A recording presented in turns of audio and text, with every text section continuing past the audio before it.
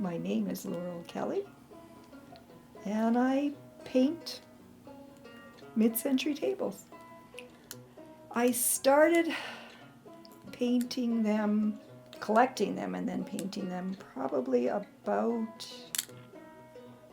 5 years ago, so 2015-ish, somewhere in that range.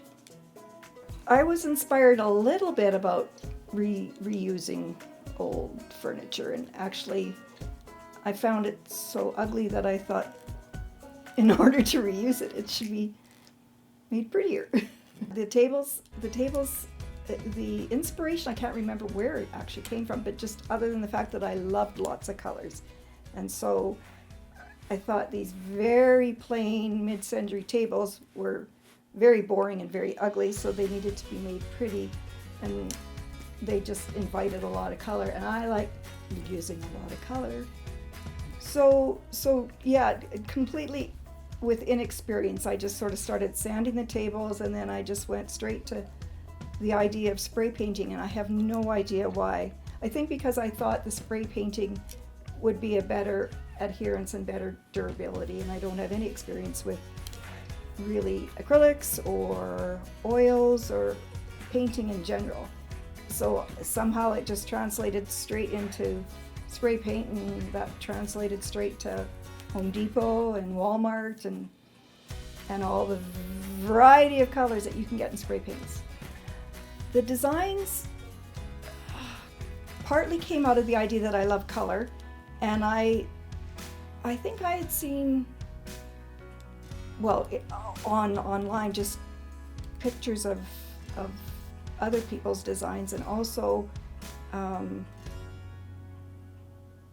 other products just in general, that there was a bit of an inspiration from other people. In fact, probably one in particular was Brito. I probably shouldn't even go there because I didn't, it wasn't like I was trying to copy him or anything. That was a bit of inspirational because there was just so much color and blocking, and I don't know, not even whimsical, what's the word? No particular no particular, just very geographic, let's put it that way. So yeah, in fact, the whole design is a little bit evolved, partly because I learned how to use the spray painting techniques better. No practicing other places, except actually, yeah, I was practicing on my computer. So I would change the colors and designs there, but also because I could work to scale. So sometimes the design would be blocked out, but then I'd have to shrink it because I'd want it to fit to a smaller table or stretch it or whatever. But you asked about, oh yeah, so how did the technique evolve?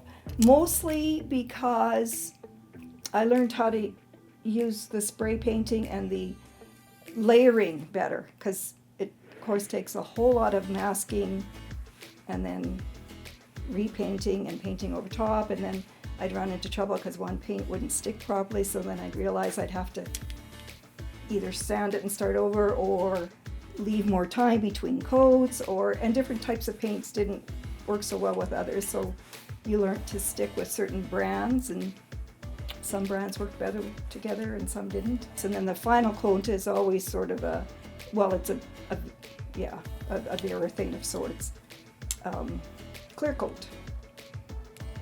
And that was strictly to get it more durable as well.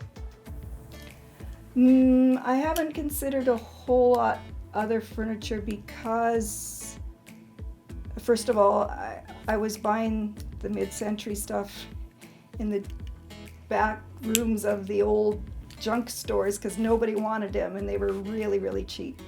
And because it was just a hobby, I didn't want to spend a lot of money on anything, but I also wanted it to be somewhat durable. The mid-century stuff was actually quite durable.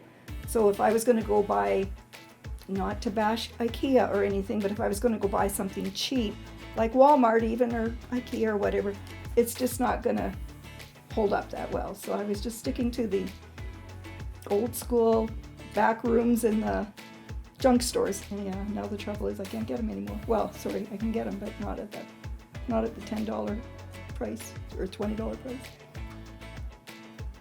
The work started mostly just because I was having fun.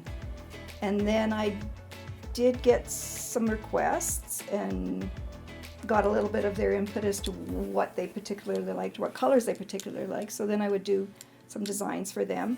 And then some of the designs evolved a little bit to either simpler or just more what they wanted. But it was always sort of a base of black and then the colors over top. So some involvement, but not a whole lot of, yeah, I still tried to stay with sort of the idea of what I was having fun doing. An art or a craft? A bit of both. Probably a little less artsy and a little more crafty, because it's just, yeah, I don't know. That's a really good question.